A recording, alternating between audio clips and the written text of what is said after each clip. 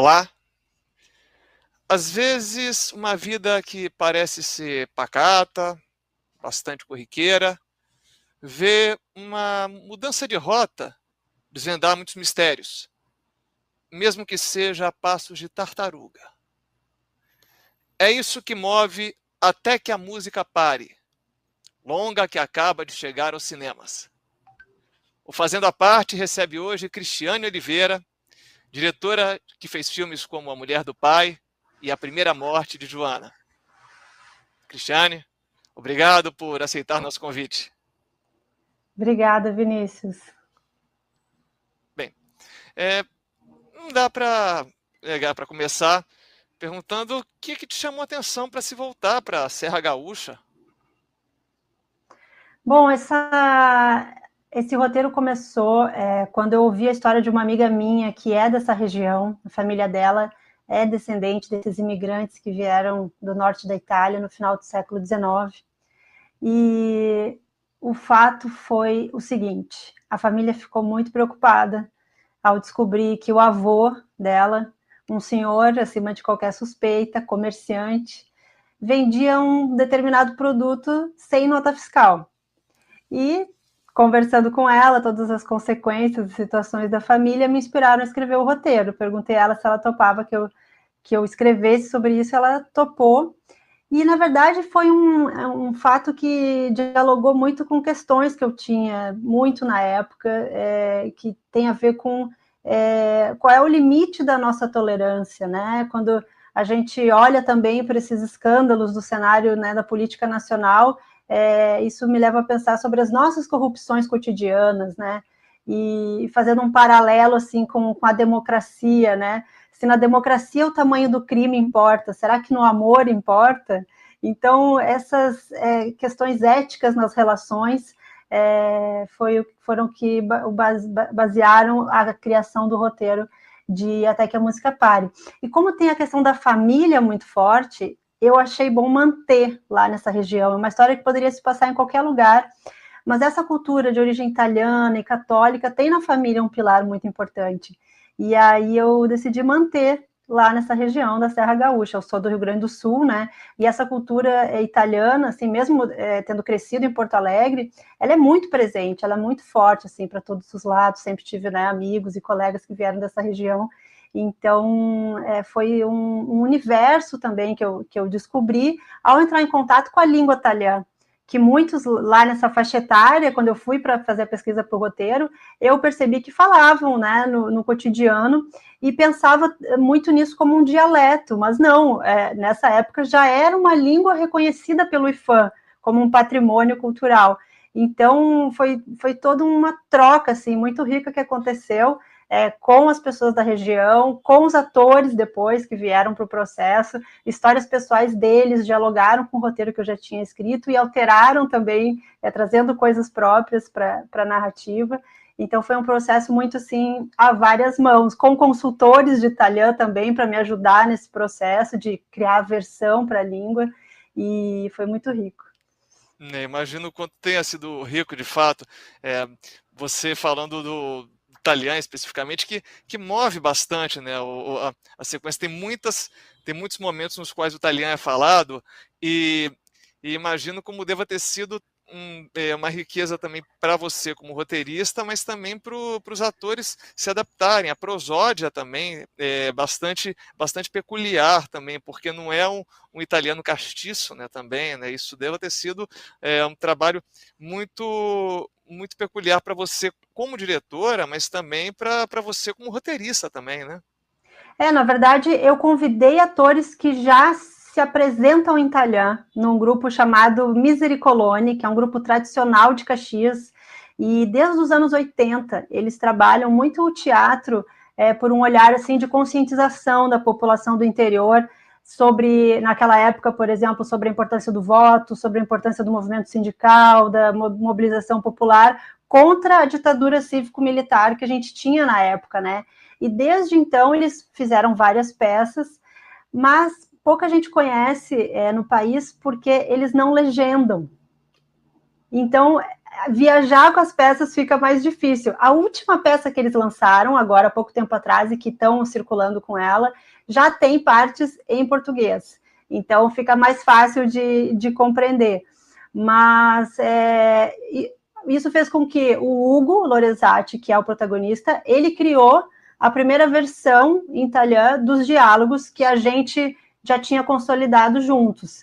Aí depois passou para 2 consultores, que são 2 pessoas envolvidas com a concepção da gramática do italiano, que, aliás, foi publicada recentemente graças a Aldir Blanc, isso é uma coisa muito, muito bacana de comentar.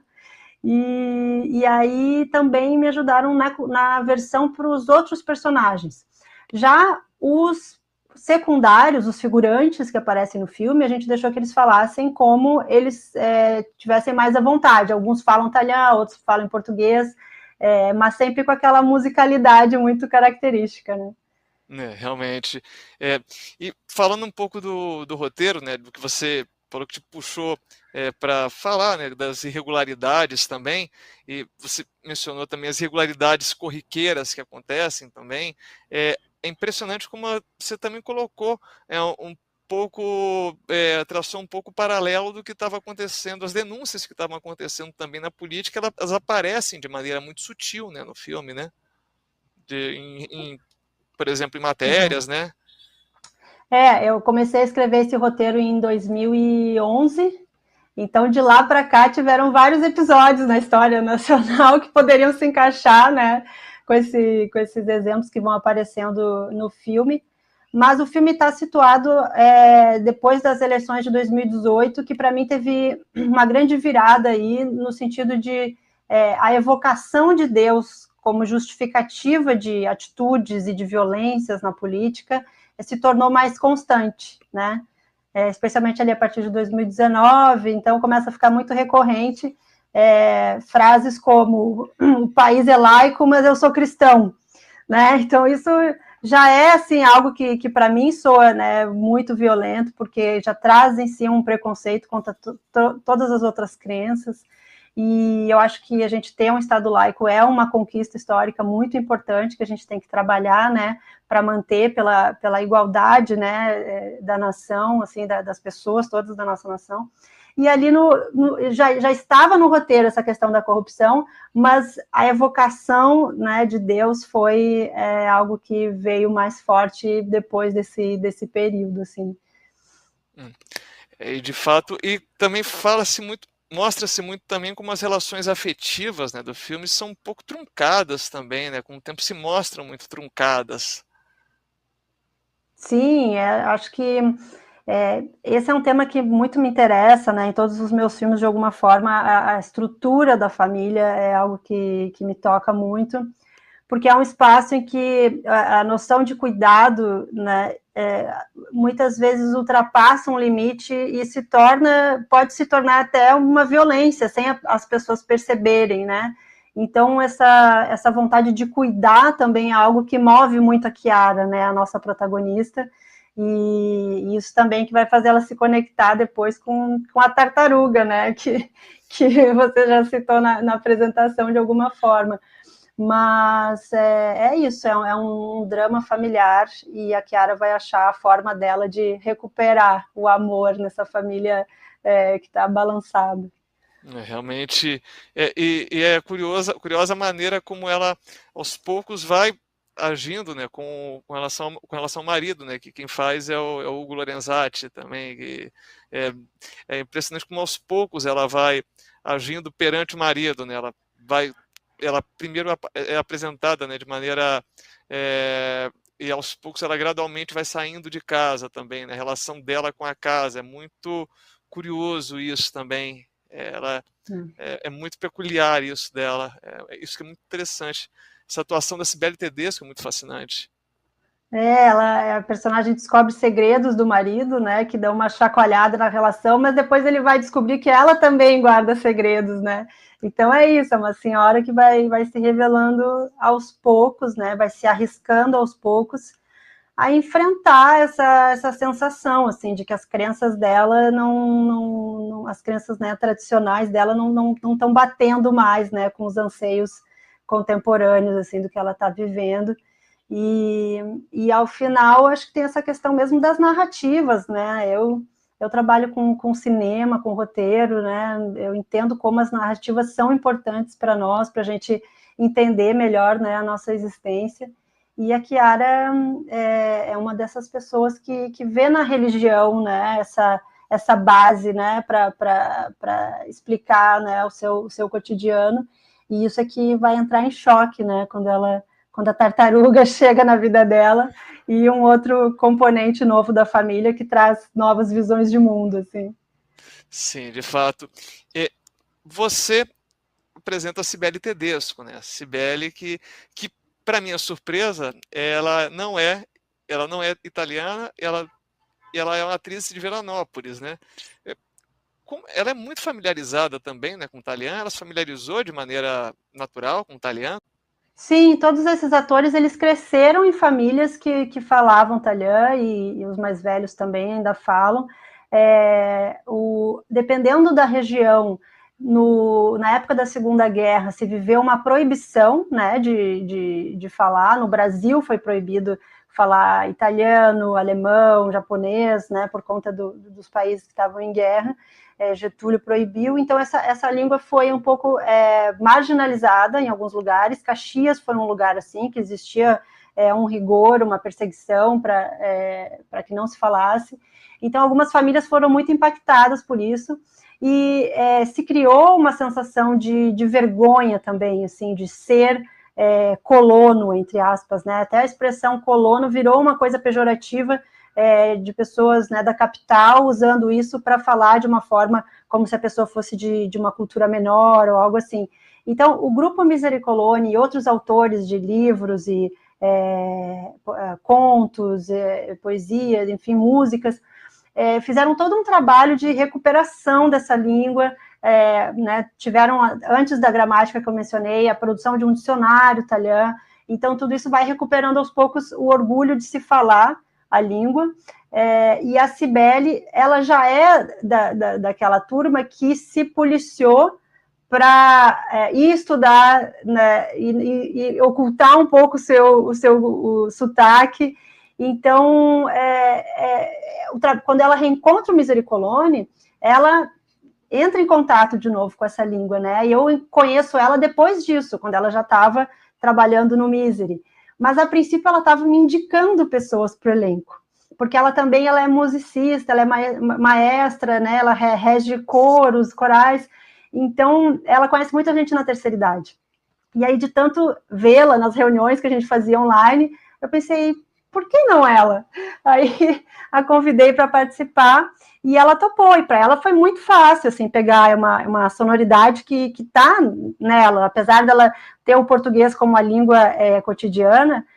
O Hugo já falava mais, né, pelo trabalho dele desde os anos 80 com o Misery. Ela não, mas já cantava em italiano, já tinha experiência nas peças do Misery, mas foi muito fácil para ela, assim, e com a consultoria do Juvenal e da Loremi, que nos auxiliaram, e depois no set tivemos outra consultora também local lá para nos acompanhar para qualquer improvisação que surgisse, qualquer dúvida minha na hora.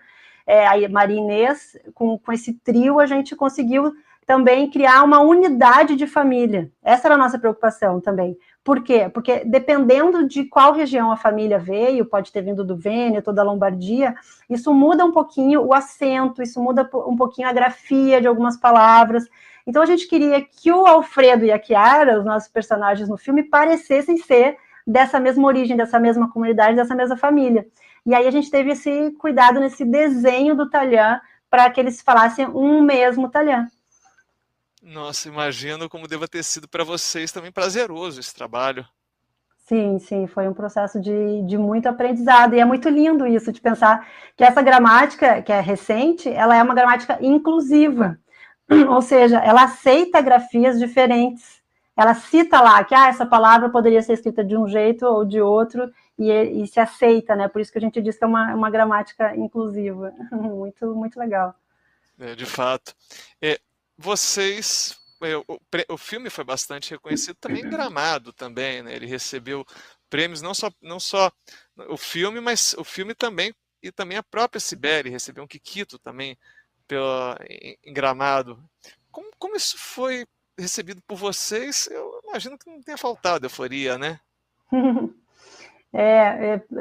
Para mim foi muito importante um prêmio que a gente ganhou no Festival de Bergamo, que foi o primeiro, assim, né, que foi melhor direção, porque estava no júri um diretor italiano que, sem saber, ele foi uma das influências, assim, da nossa criação, que é o Michelangelo Framartino.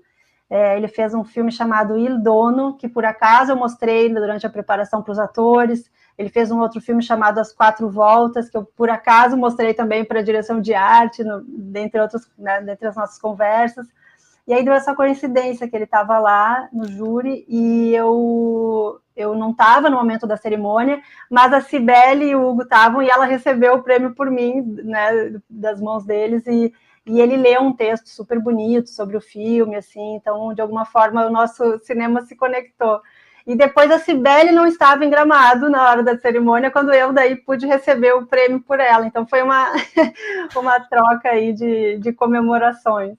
Ela ficou muito feliz, assim, e ela costuma dizer que é um quiquito de todos eles, assim, que trabalham por essa cultura, que trabalham por essa língua, e que se ela não tivesse no Misery, talvez isso nunca teria acontecido, assim, né? Talvez eu não tivesse conhecido ela. Realmente dá para ver que é um filme, por mais que seja um cinema, é um cinema bastante autoral, não digo assim que seja um cinema seu, que você não só você trabalhando como diretor e como roteirista, mas também parece ser um filme bastante da equipe, né? Bastante comunitário, né? Sim, sim, tanto que esse processo que eu te falei, por exemplo, com os figurantes, foi muito uma entrega para uma escuta, assim, né? Uma troca, assim, né? Nos momentos de preparação ainda do filme, de encontrar as pessoas, conversar, perguntar como era o cotidiano. Eu comentava como eu gostaria, o que eu gostaria que eles falassem a respeito com os protagonistas. Eu perguntava como é que eles falariam. Então foi mesmo uma escritura assim a várias mãos, apesar da linha narrativa estar determinada, como ela ia se mostrar foi se desenrolando aos poucos nessa troca. Você já está há muito tempo, né, batalhando no cinema, já está fazendo cinema há muito tempo. Como é que tem sido a maneira de trabalho dessa geração atual, daí de fazer longas gaúchos também? Como é que tem sido essa batalha? Olha, Vinícius, o Rio Grande do Sul ele sofre há muitos anos de não ter uma regularidade, né, de um fundo específico para a produção de longa-metragem. Então, o que a gente vê desde muitos anos que as escolas de cinema que surgiram no Rio Grande do Sul, elas formam muita gente boa, muita gente competente, além de outros, claro, que começam, né, nos sets de filmagem de alguma forma. Mas eu queria destacar isso, assim, que existem escolas que formam pessoas para esse olhar, para essa competência técnica, e é difícil se planejar, né, como carreira, assim, no sentido de ter um fluxo constante, como tem, por exemplo, Pernambuco, que tem um fundo muito consolidado, enfim, outros locais do Brasil que isso faz muita diferença, né? E no fundo setorial a gente viveu uma transformação muito grande, né, entre 2019 e 2022, que deu uma paralisada geral. Antes disso, a gente vinha num processo de construção e de consolidação crescente, ao ponto da gente ter um calendário que acontecia todo ano, com linhas de produção para todas as áreas, né? E, inclusive, os meus longas anteriores se beneficiaram tanto da fase de produção, né? A Mulher do Pai ganhou produção, mas a Primeira Morte de Joana ganhou desenvolvimento, depois ganhou um edital para distribuição, e Até que a Música Pare, ele conseguiu um edital de desenvolvimento Brasil-Itália, que foi muito legal para projetos de desenvolvimento que tivessem potencial de coprodução entre os dois países. Depois a linha de fluxo contínuo, que permitiu que a gente entrasse junto com a distribuidora e propiciasse essa realização, que fez com que a gente pudesse trazer um coprodutor italiano, né, que é uma coisa super difícil.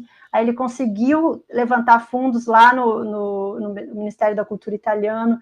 Então é uma coprodução oficial com a Itália, e isso só é possível quando a gente consegue ter planejamento, né? se a gente convida um coprodutor para participar com a gente, bacana, gostei do teu projeto, mas vocês conseguem confirmar a parte brasileira, né? Então fica sempre essa insegurança se a gente não tem uma estrutura de fomento. E hoje em dia a gente vive essa batalha, assim, da recuperação das linhas de fomento nacionais, da consolidação de linhas de fomento regionais, que isso é muito importante também, né? Que o fomento contemple as diversidades, né, regionais do país, e com um olhar para projetos também, que não seja só por pontuação de bilheteria de projetos anteriores, né? Porque a bilheteria está vivendo uma transformação muito grande, assim, de hábito de consumo, né? Não pode mais ser parâmetro para beneficiar a seleção em fundos. E ainda mais com a questão do streaming também, né? Aparecendo muito Exato. forte também, né? Exato, esse é um dos fatores que afetam as bilheterias nos cinemas. Realmente.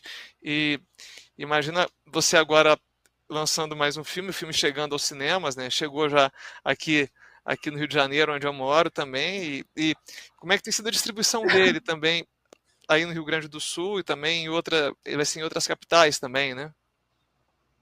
Sim, Vinícius, é uma alegria poder dizer no dia de hoje que esse filme chegou a 21 cidades. Então, ele entra dia 3 de outubro em 21 cidades, e aí, no dia 10, né, fechada a Cine Semana, muda a programação de novo. Então, a cada semana, a gente vive essa batalha de conseguir, né, manter o filme em cartaz, os distribuidores, os exibidores, eles mantêm os filmes de acordo com os números de bilheteria, em especial do final de semana, que é o que conta muito para eles, né? Então, a gente está sempre acompanhando, né? No caso, a produtora, né, a Letéa Celon, que dá Ocna Produções, ela está sempre em contato com a distribuidora para ir acompanhando esses movimentos e ver se a gente consegue deixar o filme o máximo de tempo em cartaz. É um trabalho de formiguinha, de acompanhar cada praça, de criar sessões especiais. Então, em várias cidades no Rio Grande do Sul que participaram das filmagens, Caxias, Garibaldi, Nova Bassano, Antônio Prado, Veranópolis, todas estão com eventos armados, assim, algumas já aconteceram, para ajudar a potencializar essa divulgação. Imagino como deve estar aí no Rio Grande do Sul, que tem regiões também muito potentes para isso, né? Para trazer pessoas que são descendentes italianos também, né? Exato. O pessoal está bem mobilizado assim nos seus grupos para ver se a gente consegue fazer que as pessoas assistam, né? Porque também passar tão rápido que às vezes o boca a boca nem dá tempo de chegar, né? Na semana seguinte, às vezes o filme já saiu, mas a gente está trabalhando para isso. Faço ideia. E me chama muita atenção também no filme como vocês abordam às vezes assim assuntos que seriam um pouco mais espinhosos e são de maneira muito sutil também. Você aborda de maneira muito sutil no filme. Vai se revelando as irregularidades do dia a dia, como você citou. Essa cultura do levar vantagem em tudo, né? Ela é muito presente, assim, e cabe a gente olhar, né, para si, como a gente corrobora, né, com essa situação, como a gente corrobora essa situação nacional também, e esse simbolismo, né, do jogo de cartas, né, que o Alfredo traz para o filme, é uma forma, né, que dá uma leveza, assim, para o tema também, mas que aponta o dedo para nós mesmos, assim, né? Eu acho que às vezes é muito comum a gente ouvir assim, que o sistema é construído de forma a gente burlar. Não, calma lá, né? Como é que a gente olha para isso com um olhar de como a gente participa do sistema, então, para tentar alterar e tentar, né, participar e melhorar as coisas? É trabalho, né? Tudo é trabalho para conseguir alterar alguma condição social, política. Então, eu sinto que muitas vezes as pessoas preferem líderes, né, que as levem assim com verdades e respostas fáceis. Mas as respostas para esses nossos desvios cotidianos, às vezes, elas não são fáceis, né? Então, envolve mesmo um cuidado, né, um dialogar mais frequentemente em família, né, para que também outros temas espinhosos que às vezes, né, ficam germinando na família, né, visões mais totalitárias, assim, que também aparecem, né, no filme, que às vezes estão ali, sendo germinados na nossa própria família, e é difícil falar para não magoar o outro, são pessoas que a gente ama, mas a gente tem que achar uma forma de dialogar. E às vezes, quando o diálogo trava, assim, aí mesmo é que a gente tem que tentar mergulhar mais a fundo para ver se, né, a gente consegue dar uma destravada em algumas barreiras que se levantam às vezes, e a gente não consegue trazer a ética para o cotidiano como uma coisa mais fluida, mais debatida, mais pensada, mais vivida, né? Mais desejada, que eu acho que é isso que é importante. Sim, sim, isso é bastante comovente a maneira como você vai colocando isso gradualmente no filme.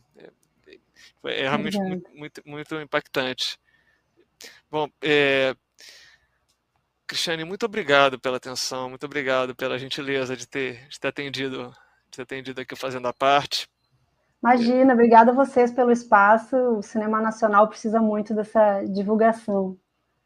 Muita força e que venha uma trajetória muito longa aí até que a música pare. Obrigada. Forte abraço, Até até mais, então. mais. Até a próxima. Tchau, tchau.